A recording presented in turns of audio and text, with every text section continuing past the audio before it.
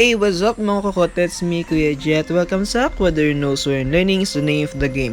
At kung bago pa lang sa aming YouTube channel, pindutin mo na ang subscribe, like, and share buttons para maging updated ka sa aming videos.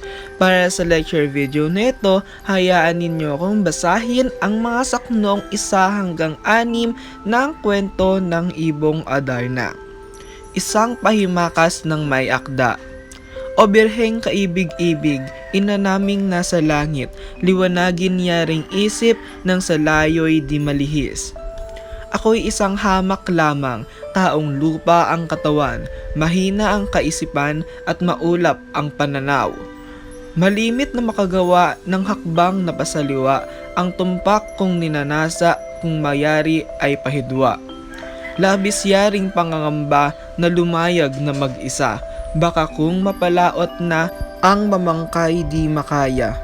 Kaya inang mapagmahal, ako'y iyong patnubayan, nang mawasto ang pagbanghay nitong kakathing buhay. Asa tanang nariritong nalilimping Maginoo, kahilingay dinggin ninyo buhay na aawitin ko. Kung may mga katanungan mula sa mga saknong 1 to 6 na akda ng Ibong Adarna ay mangyaring ikomento lamang ito sa ating comment section at ito'y ating sasagutin sa ating mga sumusunod na lecture videos.